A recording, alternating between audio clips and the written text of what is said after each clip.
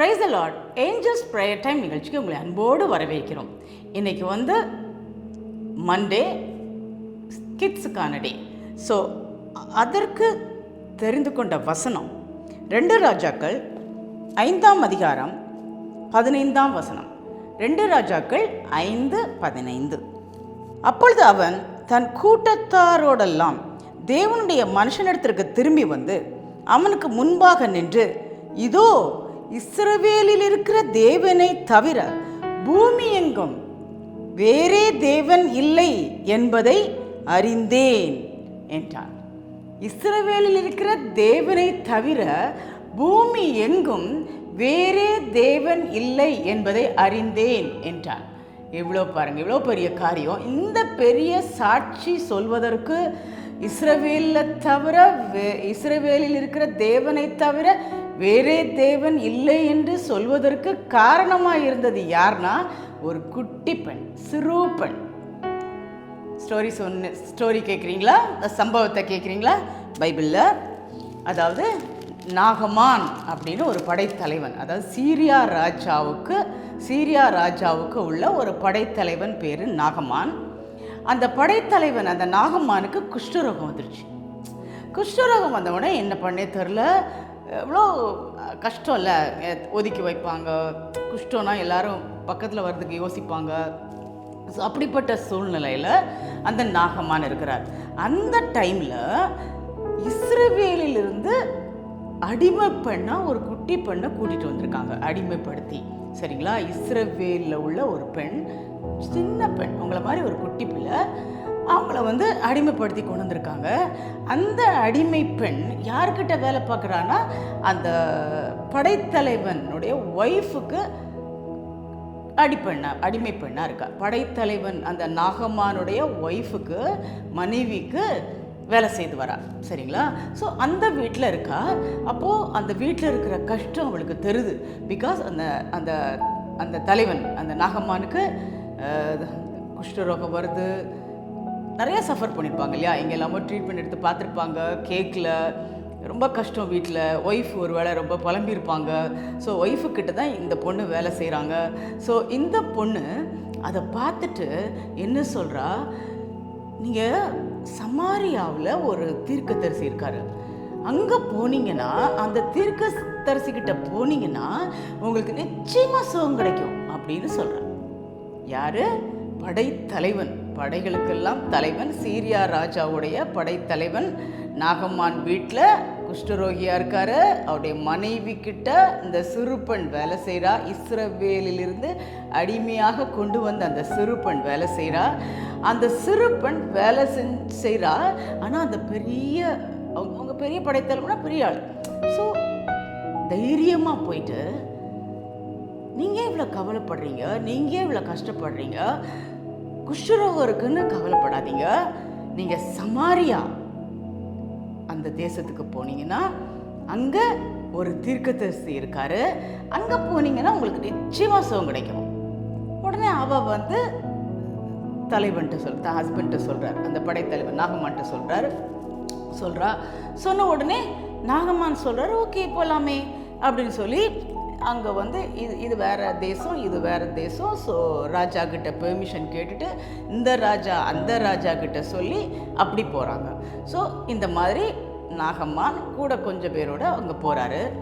அந்த ராஜா கிட்ட போனால் அந்த ராஜா சொல்ல, என்ன என்கிட்ட நிற்கிறீங்க, நான் என்ன தேவனா, நான் இப்படி சுகமாக்க முடியும், ஏன்னா நான் ராஜாவாக இருக்கேன், பட் நான் இந்த மாதிரிலாம் சுகப்படுத்த முடியாது, நான் என்ன தேவனா சுகப்படுத்துறதுக்கு அப்படின்னு சொல்லும் போது அதை கேள்விப்பட்ட ஒருத்தர், எலியா தீர்க்கதரிசின்னு ஒருத்தர் இங்கே இருக்கிறாரு, அவர் இந்த சுகத்தை பண்ணுவார். அப்போ தான் அந்த ராஜாவுக்கு எலியா தீர்க்கதரிசின்னு ஒருத்தர் அவர் இடத்துல இருக்கிறாரு, அவர் இந்த மாதிரிலாம் சுகத்தை கொடுப்பாருன்னு அவருக்கு தெரிய வருது. ஸோ உடனே அந்த நாகமான எலியா தீர்க்கதரிசிக்கிட்ட அனுப்புகிறாங்க. உடனே நாகமான் எலியா தீர்க்கதரிசிட்ட போகிறாரு.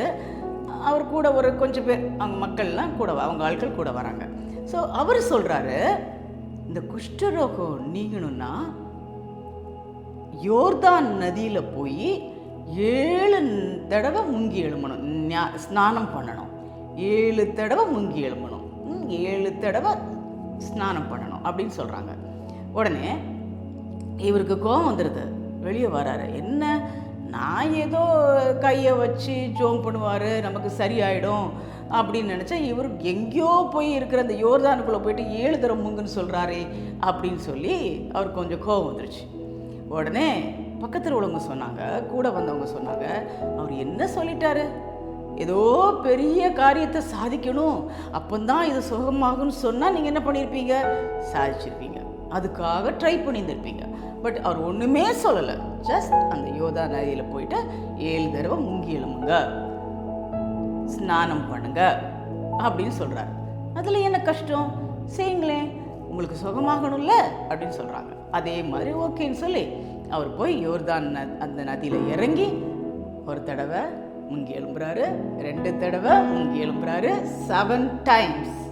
எத்தனை தடவை சொன்னாலும் அந்த 7ஆவது முறை தான் சுகம் கிடைக்கும்னு சொல்லி அந்த எலியா தீர்க்கதரிசி சொல்லிட்டார். அதே மாதிரி 7ஆவது முறை முங்கி எழும்பும்போது அப்படியே அந்த தோலில் உள்ள குஷ்டம் எல்லாம் நீங்கி சிறு பிள்ளையோட தோல் மாதிரி அவர் ஸ்கின் ஆயிடுச்சு. எவ்வளோ பெரிய ஆச்சரியம் இல்லை? ஒருவேளை ரொம்ப வருஷமாக கஷ்டப்பட்டிருக்கலாம், நிறைய ட்ரீட்மெண்ட் எடுத்துருக்கலாம், என்ன பண்ணணும்னு தெரியாமல் இருந்திருக்கலாம், மற்றவங்க ஐயோ ஏளனமாக பார்த்துருக்கலாம். பட் இந்த குட்டி பிள்ளை சொன்னதுனால இன்னைக்கு அவருக்கு சுகம் கிடச்சிச்சு. இதுதான் ஸ்டோரி, இதுதான் நடந்த சம்பவம். அந்த டைமில் அவர் என்ன சொல்கிறார் பாருங்க, இஸ்ரவேலில் இருக்கிற தேவனை தவிர பூமி எங்கும் வேறே தேவன் இல்லை. பார்த்தீங்களா, அவர் அந்த சுகம் கிடைச்ச உடனே சந்தோஷத்தில் சொல்கிறாரு. அவர் ஒருவேளை வேறு தேவர்கிட்ட கேட்டிருக்கலாம், ஏன்னா அவர் இருக்கிறது சீரியா தேசம், அங்கே உள்ள தேவங்கிட்ட கேட்டிருக்கலாம், என்னெல்லாமோ பண்ணியிருக்கலாம், எதுவுமே கிடைக்கல. கடைசியில் சுகம் கிடைச்சிருக்கு. எங்கே, எலியா தீர்க்கதரிசிட்ட யோர்தானில் இறங்கி முங்கி தேவனாய கர்த்தர் சுகத்தை கொடுத்தார். அதனால தான் சொல்கிறாரு, இஸ்ரவேலில் இருக்கிற தேவனை தவிர வேற எங்கும் பூமி எங்கும் வேறே தேவன் இல்லைன்னு சாட்சியா சொல்றார். இந்த சாட்சி சொல்ல காரணமா இருந்தது யாரு? உங்களை மாதிரி ஒரு சிறு பெண், உங்களை மாதிரி ஒரு சிறு பிள்ளை. இன்னைக்கு உங்களுக்காக தான் ஜெபம் பண்றோம். கதை கேட்டீங்களா? பார்த்தீங்களா? ஒரு சின்ன ஜஸ்ட் ஒரு இன்ஃபர்மேஷன். இங்கே போனீங்கன்னா உங்களுக்கு சுகம் கிடைக்கும். அவள் நினச்சிருக்கலாம், இவ்வளோ பெரிய ஆட்களாக இருக்காங்க, நான் ஜஸ்ட்டு ஒரு அடிமை பெண், நான் வேலை செய்கிற பிள்ளை, நான் சொன்னால் கேட்பாங்களா, நான் சொன்னால் எப்படி அதை கேட்பாங்க அப்படின்னு மனசில் நினச்சி சொல்லாமல் இருந்திருந்தால் இன்றைக்கி அந்த சுகமும் கிடச்சிருக்காது, இப்படி ஒரு சாட்சியும் கிடச்சிருக்காது. ஸோ அன்னைக்கு அந்த குட்டி பிள்ளை அந்த மாதிரி சொன்னதுனால தான் இவ்வளோ பெரிய சாட்சி. இஸ்ரவேலில் இருக்கிற தேவனை தவிர பூமி எங்கும் வேறே தேவன் இல்லை என்று நான் இப்பொழுது அறிந்திருக்கிறேன் அப்படின்னு அந்த நாகமான் சொல்றார். அப்படிப்பட்ட சாட்சியா நிறைய பேரை நிறுத்துறதுக்கு, நிறைய பேருக்கு சுகம் கொடுக்கறதுக்கு, நிறைய பேருக்கு தேவையான இன்ஃபர்மேஷன் கிடைக்கிறதுக்கு கர்த்தர் உங்களையும் யூஸ் பண்ணணும் இல்லையா? ஜெபம் பண்ணுவோமா? எவ்ரி மண்டே குட்டி பிள்ளைங்களையும் மறந்துடாதீங்க. ஏன்னா ஏற்கனவே ஒரு இதில் எக்ஸாமுக்காக ப்ரே பண்ணியிருந்தோம், லாஸ்ட் டைம் சுகத்துக்காக ப்ரே பண்ணியிருந்தோம். இதையும் நான் சாட்சியாக சொல்கிறேன். ஒரு குட்டி பிள்ளை, அதாவது அவங்க ஆப்ரேஷன் தான் பண்ணணும்னு சொல்கிறாங்க. அந்த ஜெபத்தில் கூட நான் சொல்லியிருப்பேன், ஆப்ரேஷன் தான் பண்ணணும்னு சொல்கிறாங்க அப்படின்னு சொன்ன உடனே நான் ஜெபம் பண்ணும்போது அந்த அவங்க சொன்னது ஞாபகம் வந்துச்சு. அந்த பையனை நான் பார்க்கல, பட் சொன்னது ஞாபகம் வந்துச்சு. ஸோ அவங்களுக்காக ஜெபம் பண்ணியிருந்தேன். அப்புறம் அந்த குட்டி பையனை அப்புறம் மீட் பண்ணேன். ஜெபம் கேட்டிங்களா, உங்களுடைய ப்ரேயர் ரிக்வெஸ்ட்டையும் நான் அதில் வச்சுருந்தேன் அப்படின்னு அவங்க சொன்னாங்க. அந்த குட்டி பையன் உனக்காக ஜெபம் பண்ண போகிறாங்கன்னு சொன்னதை கேட்ட உடனே அந்த 10 minutes அங்கே திரும்பலையாம். அதையே ப்ரேயர் பண்ணுறதை கேட்டுக்கிட்டே இருந்தான், நான் பார்த்துக்கிட்டே இருந்தான். அவங்க ஆச்சரியப்படுறாங்க. அவர் அது யூகேஜி படிக்கிறான்னு நினைக்கிறேன், 4 years இருக்கலாம். ஸோ அங்கங்கே திரும்பலை, அந்த ப்ரேயர் முடிகிற வரைக்கும் அதையே அந்த டிவியே பார்த்துட்டு இருந்தான், யூடியூபே அந்த ப்ரேயர் பண்ணுறதையே பார்த்துட்டு இருந்தான். ஸோ ரொம்ப சந்தோஷமாச்சு. நிச்சயமாக அந்த பையனுக்கு கர்த்தர் பூரண சுகத்தை கொடுப்பார், நான் விசுவாசிக்கிறேன். ஸோ விசுவாசித்தால் தேவனுடைய மகிமை காண்பார். நிச்சயமாக அந்த குட்டி பையனை கர்த்தர் பூரண சுகத்தை கொடுப்பார். ஸோ இன்றைக்கி உங்கள் மூலமாக பெரிய அற்புதத்தை நிறைய பேருக்கு செய்ய போகிறார். சரிங்களா? ஜெபம் பண்ணுவோமா? அன்புள்ள ஆண்டவரே, இன்றைக்கும் கிட்ஸ் டே.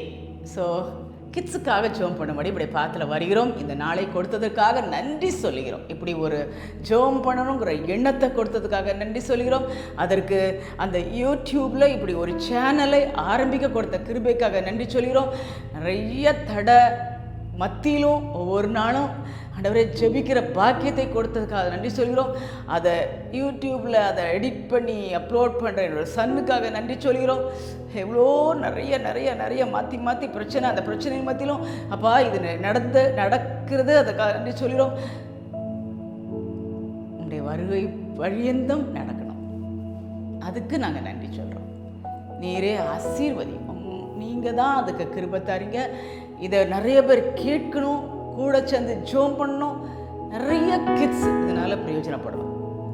இப்பொழுது சுவாமி, இன்னைக்கு நாங்கள் பைபிள் வசனத்தில் பார்த்த மாதிரி அந்த நாகம்மான் குஷ்டரோகியை குணமாக்குறதுக்கு ஒரு சிறு பெண் காரணமாக இருந்தா சுவாமி. அந்த குஷ்டரோகியை குணமாக்குறதுக்கு ஒரு சிறு பெண் அடிமை பெண், வேற தேசத்திலிருந்து அங்கே வந்து அடிமையாக ஒரு அந்த நாகம்மானுடைய மனைவிக்கு வேலை செய்கிற ஒரு சிறு பெண் அங்கே நடக்கிறதெல்லாம் பார்த்து தாங்க முடியாமல் அந்த அம்மா கிட்ட சொல்கிறான். அவங்க கணவர் வந்து நாகம்மான் படைத்தலைவன், அந்த எலிசா தீர்க்கதரிசிகிட்ட போனால் நிச்சயமாக சுகம் கிடைக்கும். எவ்வளோ பெரிய தைரியம் வேணும் அதுக்கு, தைரியம். ஏன்னா வேலை பார்க்குற பெண், பெரியவங்க, படைகளுக்கெல்லாம் தலைவர். அப்போ எவ்வளோ பெரியவங்க, எவ்வளோ பெரிய அவரோட ஒய்ஃப் எப்படி போய் சொல்ல முடியும்? கண்டிப்பாக நிறைய யோசிச்சிருக்கலாம். அவங்க என்ன நினைப்பாங்களோ, பிகாஸ் அது வேற தேசம், இது வேற தேசம். அந்த அடிமைப்படுத்தின தேசத்துக்கு அவங்க போகணும், அங்கே போய் பார்க்கணும். ஸோ அவங்க கூட எதாவது நினைப்பாங்களோ, என்ன செய்வாங்களோ எல்லாம் நினச்சிருக்கலாம். பட் அதை சிறுப்புல சொன்னதின் நிமித்தம் அதை அவங்க அலட்சியம் பண்ணாமல் நம்பி போனாங்க. அங்கேயும் எலிசா தீர்க்கதரிசி சொன்னதை நம்பி 7 தடவை முங்கி எழும்பினாரு. அவருக்கு சுகம் கிடைச்சிச்சு. சுகம் கிடைச்சது மட்டும் இல்லை, சாட்சி சொல்றாரு. இஸ்ரவேலில் இருக்கிற தேவன், அவர் சீரியா தேசத்தில் உள்ளவர். இஸ்ரவேலில் இருக்கிற தேவனை தவிர இந்த உலகத்துல வேற தேவனே இல்லை. Thank you, Jesus. Thank you.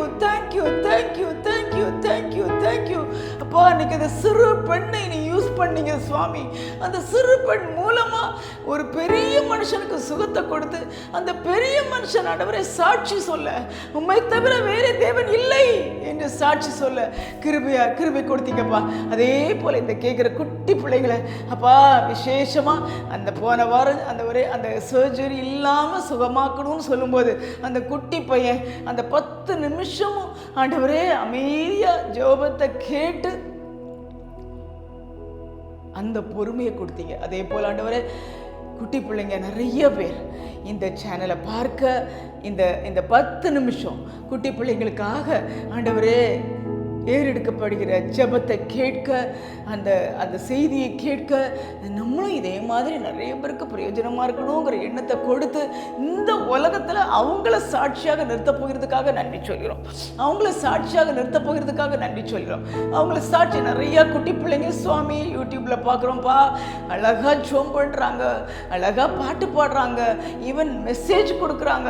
நிறைய பேருக்கு பிரயோஜனமாக இருக்கிறாங்க. ஆச்சரியமாக இருக்குது சுவாமி. சின்ன வயசு அவ்வளோ ஷைன் பண்றாங்க. அப்படிப்பட்ட பாக்கியத்தை நீ நிறைய பிள்ளைகளுக்கு கொடுக்க போகிறதுக்காக நன்றி சொல்கிறோம். அப்பா, தேவையில்லாத கேம்ஸ் விளையாடி டைம் பாஸ் பண்ணாம, தேவையில்லாத காரியங்களில் தன்னுடைய டைம் வேஸ்ட் பண்ணாம உமக்கு ஊழியம் செய்ய, நிறைய பேருக்கு உதவி செய்ய, சிறு வயதிலேயே பெரிய காரியத்தை உமக்காக செய்ய நீர் கிருபை கொடுக்க போகிறதுக்காக கொடான கோடி ஸ்தோத்திரம்.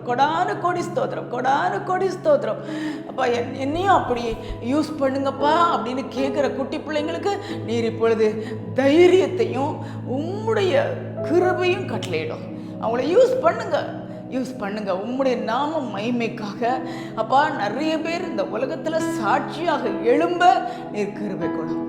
கிருபை கொடும். அப்படிப்பட்ட கிருபையை கொடுக்க போயிருக்காக நன்றி ராஜா, நன்றி ராஜா. அன்னைக்கு அந்த குட்டி பெண்ணை போல இன்னைக்கு நிறைய குட்டி பிள்ளைங்களை நீர் உமக்கு சாட்சியாக மற்றவர்களை நிறுத்துவதற்கு நீர் எழுப்ப போகிறீர், மற்றவர்களுக்கு ஒரு நல்ல காரியத்தை செய்கிறதற்கு நீர் எழுப்ப போகிறீர். அப்படிப்பட்ட பாக்கியத்தை குட்டி பிள்ளைகள் கொடுக்கறதுக்காக நன்றி, கொடான கோடி நன்றி. அப்போ ஒருவேளை அம்மாமார் ஆண்டவரே இதை கேட்டுக்கிட்டு இருந்தாங்கன்னா அவங்க குட்டி பிள்ளைங்களுக்கு அந்த பாக்கியத்தை கொடும். அவங்களுக்கு தெரிஞ்ச எல்லா குழந்தைங்களுக்கும் இந்த பாக்கியத்தை கொடும். எல்லா பிள்ளைகளும் நினைக்கிறோம், எல்லா பிள்ளைகளும் எல்லா ஸ்டேட் நம்ம ஜோம் பண்ணுறதே வேர்ல்டில் உள்ள எல்லாருக்கும் ஆகும். ஸோ இந்த வீட்டில் ஆரம்பித்து, ஏரியாவில் ஆரம்பித்து, டிஸ்ட்ரிக்டில் ஆரம்பித்து, டிஸ்ட்ரிக்ட்டு, இந்தியா, ஆண்டவரே எல்லா கண்ட்ரீஸ்லேயும் இருக்கிற குட்டி பிள்ளைங்களுக்காக நாங்களுக்கு விசேஷமாக ஜோம் பண்ணுறோம். அவங்கள சாட்சியாக நிறுத்த போகிறதுக்காக நமக்கு நன்றி சொல்கிறோம். அநேகருக்கு உதவுகிறவர்களாக அவங்க மூலமாக நிறைய நன்மைகள் இந்த உலகத்தில் நடக்க போகிறதுக்காக நன்றி சொல்கிறோம். சிறு வயதில் சாமுவேலே என்று கூப்பிட்டு எழுப்பி அந்த சாமுவேலை, குட்டி சாமுவேல், அவனும் சர்ச்சில் தங்கியிருந்தான். அந்த குட்டி சாமுவேலை பெரிய தீர்க்கதரிசியான எழுப்பினீர். அதே போல் நிறைய தீர்க்கதரிசிகளை உருவாக்க போவதற்காக நன்றி சொல்கிறோம். பெரிய காரியங்களை செய்ய போகிறதுக்காக நன்றி சொல்கிறோம். நீர் மாத்திரம் மகிமைப்படும். இயேசு கிறிஸ்துவின் நாமத்தில் கெஞ்சுகிறோம் எங்கள் பரமபிதாவே, ஆமென், ஆமென். Price the Lord. குட்டி பிள்ளைங்களே, எனக்கு கணக்குள்ள நிறைய பேர் தெரியுது. நிச்சயமாக எவ்ரி மண்டே இந்த வீடியோ, மண்டே கிட்ஸுக்கான வீடியோ பாருங்க. ஒவ்வொரு நாளும் கிட்ஸுக்கு ஏற்ற ஜெபம், அவங்களுக்கு தேவையானது சத்தியம் கொடுக்கப்படும். பாருங்க, கூட சேர்ந்து ஜெபம் பண்ணுங்க, நிறைய கிட்ஸ்க்கு சொல்லுங்க. உங்கள் மூலமாக இந்த ராஜ்யம் கட்டப்படணும், தேவனுடைய நாமம் மகிமைப்படணும். ஆமென். தேங்க்யூ.